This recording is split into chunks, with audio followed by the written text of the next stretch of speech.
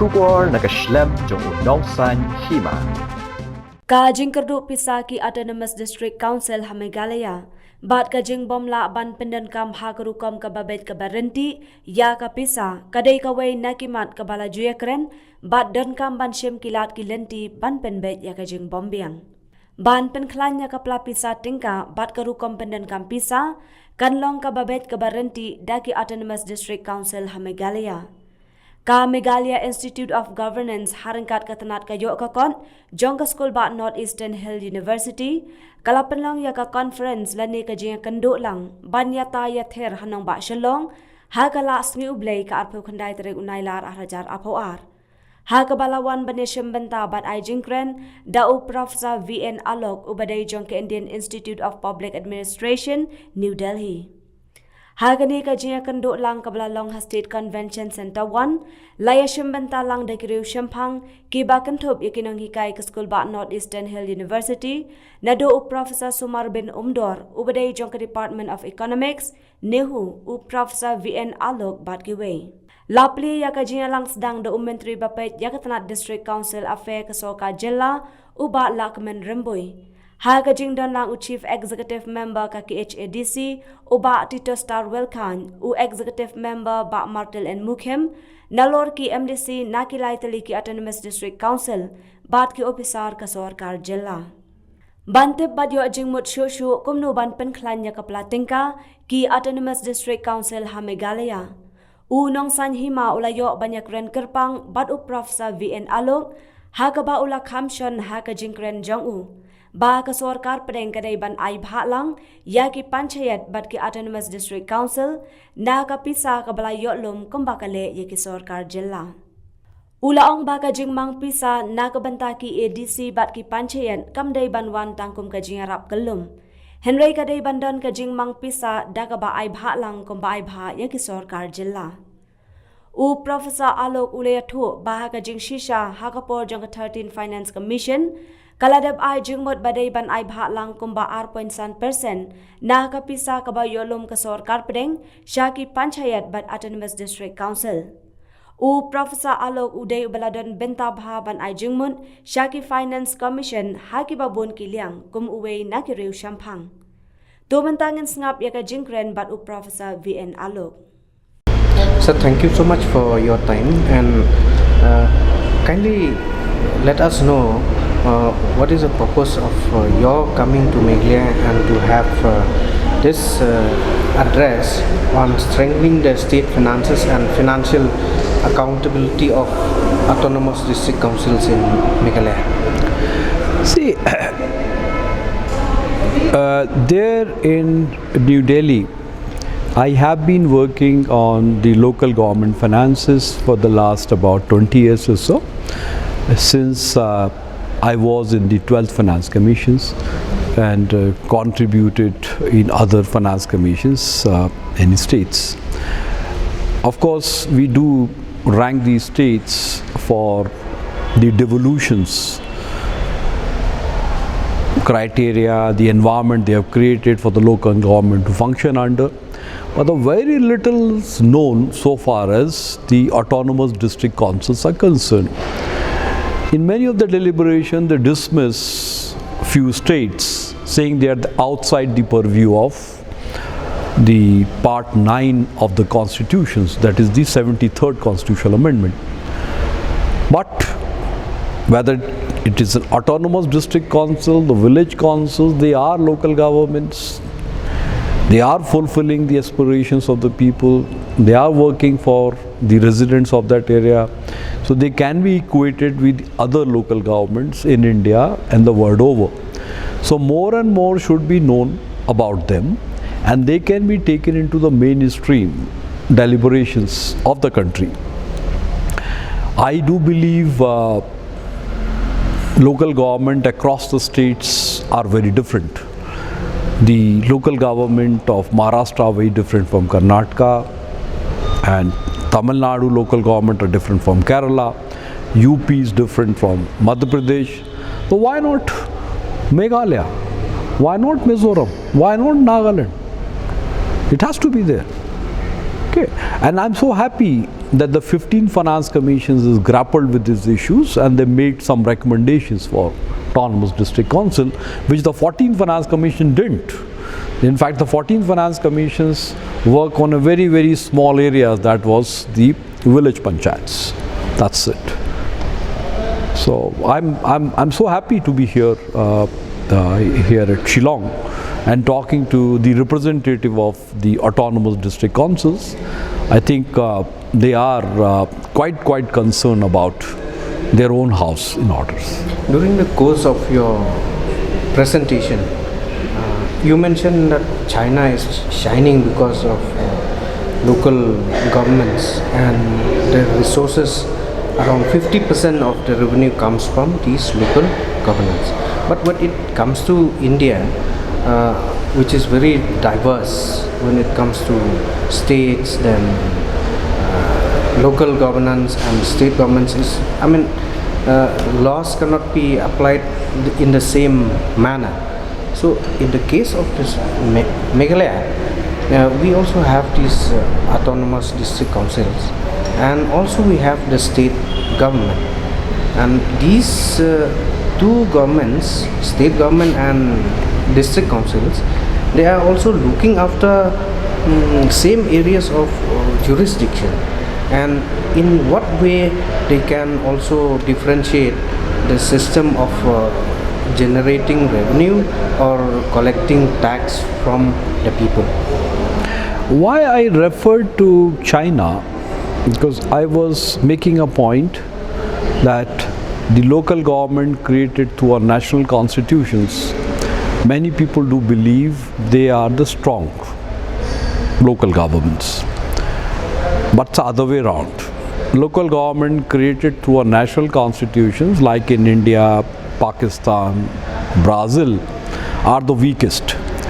By having a legislation, you do not really guarantee the empowerments of local governments. Whereas the most informal arrangement that is there in China, that's a point I wanted to make. Local government created through an executive order, and they generate huge revenues. They are passing on the revenues to upper level of governments, which means the government there is strong, the local government. But they are not the formal arrangements. The formal arrangements, like in India, that does not really guarantee the empowerment to them. Because society as such, it takes its own time to find its own way. Having a legislation does not really mean that you can change the society. Society is very different. Your autonomous district council here at Meghalaya, this was respected at the time of writing the constitutions in the 50s or so. I do believe Mr. Bardoloi came here, he found out and he assessed that this could not be the same as the other states are having. So special arrangements be made, and these district councils have been created. Yes, district councils are there to fulfill the aspirations of the people of that area. There are special requirements for them, and to find out the local solutions to the local problems. To what extent they get the support of the state government? To what extent do they get the support from the people for various reasons? That is an area that need to be studied further. And whether the district councils, they are empowered more, or they can be regulated, or the elections be there right on time, the accountability mechanisms be there in place or not. All these things we have to see in the time to come. You talk about generating revenue through local governments like ADCs. So how do this, because as I mentioned, here in the state of Meghalaya, we have state government and district councils, but the areas of jurisdictions, they are almost the same except in few areas. So how do they differentiate in terms of generating revenue to their own self? See, government of Meghalaya, they do have the powers to generate revenues out of the GST. There is a state GST, there are state excises available, there are certain tax handles which is given in the constitutions only to the state government. Autonomous District Council as a local government, they have the advantage of generating local taxes like property tax, like sewerage user charges, like water, or various other services. They can collect the taxes there. What some of the commissions and the committee, they have been recommending to the autonomous district councils that they can create facilities and provide them to people on certain kind of prices. This has been tried out in many other states and generate revenues of its own. It's not necessary that you generate revenues out of taxes only. There are many other ways by which you can generate revenues. As you could see in the seminar itself, someone raised that you can take some money from the telecom companies because they do have the towers there. Okay. So there are many ways. The cars are moving that area, one can collect toll taxes. Why not? Okay. There are tourists coming, there are hotels there, there are all sort of economic activities taking place in your own jurisdictions, and there are ways by which you can collect revenues from them. Why not? We have this system of devolution of fund. I mean, transfer of fund between the state from the center to the states. So in this case, you mentioned also about the union divisible pool through the finance commission, where these local governments like ADCs can also get share, kind of. Yes. I said what I said. The way the state government are getting percentage share in the divisible pool, that's the union divisible pool. As of now, they're getting 41% from the union taxes. The local government should also be getting percentage share in the union divisible pool, not the lump sum grant. The lump sum grant has certain problems. Let's say the 15 finance commissions have allocated 4 lakhs crores of rupees, around 4 lakhs crores of rupees over a period of 5 years or so. And if you have a rate of inflation, let's say more than 10% to 15% or so, the purchasing power of this 4 lakhs crores of rupees goes down. But if you recommend in terms of the percentage share of the union divisible pool, if there is a buoyancy of the union taxes, then the local government will also be getting more money because of the buoyancies. If the economic growth is taking place in the country, local government will also be getting a benefit of that economic growth of the country. So they should be directly linked with the national economy as such. Okay. And in the federal system, if the multi-order federalism is there, you have the union government, you have the state government, you also have the local government. All three governments are working for the citizens.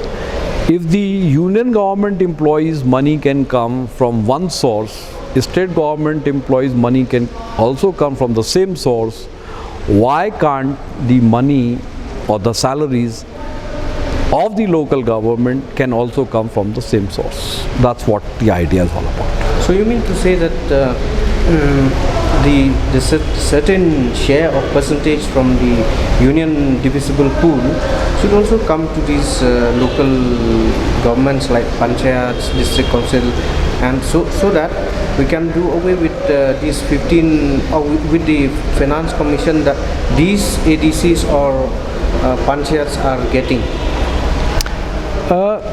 Yes, of course. As I said, instead of 4 lakhs crores of rupees, you find out how much percentage is going to be of the union divisible pool and make your recommendation as per the percentage share. This is what the 13th Finance Commission did. If 13th Finance Commission was quite convinced, and they've given an argument. They even tested this with the Supreme Court judges, the retired Supreme Court judges, and some of the law institutions. And they said that this is possible, this is lawful, you can do that, this is constitutional. So they did that. 2.5% they allocated to the local government. And why the 14th Finance Commission have taken a U-turn and said this is not constitutional? I mean, who are you to make comments on your predecessor? That was also a constitutional body. Okay, the 13th Finance Commission, and whatever they were doing was lawful, and it was accepted in the parliament. If it is accepted in the parliament, recommended by a constitutional body, it's lawful. Who are you to make the recommendations that this is not constitutional? After all commissions are being set up. They, after some certain kind of a scrutiny, okay, then the Ministry of Finance judges or make some evaluation of those kind of recommendations, and finally it is accepted by the parliament. So I think the time has come, maybe for the next commission, whenever it is constituted, all local government must come together and ask the 16 finance commissions that we must get a share of the union divisible pool. And we must have a representations in the Union Finance Commission the way it is happening in Australia, the way it is happening in South Africa. We all talk about financial accountability, transparency when it comes to utilization of funds that these ADCs receive from the central or state government. So, in the case of panchayats, what kind of measures that they have adopted to ensure transparency, especially in the utilization of funds, so that the same can be also adopted here in the autonomous district councils like the state of Meghalaya? Every government should be accountable. After all, you are using taxpayers' money. You are using taxpayers' money. And this money is to be utilized for service delivery to the residents of that area. So accountability is important. Now, what are the instruments of accountability? In many other states, they have adopted the institution of ombudsman and lokpal. That's one institution. Second is the social audits. Social audits by the NGOs. There are a couple of NGOs all around, and they can go and ask questions to the elected representatives or the officers sitting in the local governments. How much money has come and how much you have spent and all kinds of things. They can ask that questions. Then citizens can also raise that questions under the Right to Information Act. Actually, within the Right to Information Act, there is a provision of a suo motu disclosures. So panchayats have a constitutional obligation by which they can show on its own how much funds they have received from the state government, and that can be shown on the walls of that office. This is a common practice which you can see in many states. There is on panchayat ghars, and that can be adopted here in ADC and the village councils. Then, of course, the media can raise these questions. The last point is the general body meetings that should be organized periodically by all local governments, where people can raise all kinds of questions, whether comfortable questions or not so comfortable questions, before the elected representatives. No, but you have not answered to my query, like what kind of measures that panchayats have adopted, so that the same can be also adopted here. These are the measures. This social audit, right to informations, periodic budget, okay? That budget you have to place in the annual general body meetings. The budget you have to place in the Gram Sabha meeting. They call it a Gram Sabha meeting. But in the case of district council, autonomous district council, they have also the session like the state assembly here. Okay.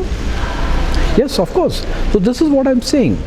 All these financial statements, income and expenditure accounts, your budgets, the money that you have received, all these things should be placed in that kind of house, and the complete transparency need to be achieved in that. Okay. That's if there is no transparency, people will lose your faith on you, and there will not be any trust on you. So the trust is like a pixels of a picture. The picture is made out of pixels. So your governance system is like a picture, and the pixels are trust. So if you lose your trust, you have no right to be there. Okay. So how you are going to build the trust? The trust is going to be built because of transparencies and accountabilities. And what is your final message to like the autonomous district councils here? Because we have 5 states in the northeastern region like Meghalaya, and some other states which have their district councils, like even Tripura. What is the message that you are giving to them, especially when it comes to strengthening the financial positions of these bodies? You see, I first of all would like to say that the district councils, they are autonomous and they must preserve its own autonomy, because for this very purpose they have been created. One can see the practice happening in other states, but that does not mean that you emulate all the practice here at that autonomous district council. You have to find out your own local solutions to the local problems there. There are instruments, there are handles, tax handles that can be imposed, but to me the best thing could be that you generate resources out of user charges.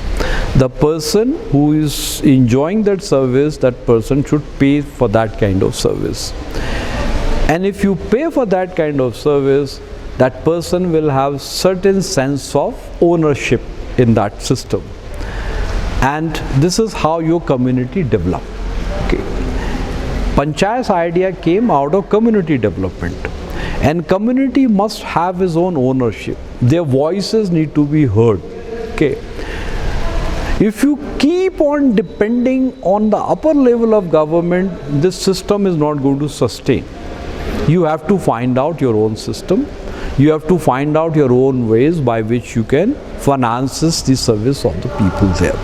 If the idea is the service delivery to the residents, I think you can survive. If the idea is to get some powers and to become MLAs and the chief minister later on, I don't think the idea is going to sustain for long. Thank you very much. Thank you.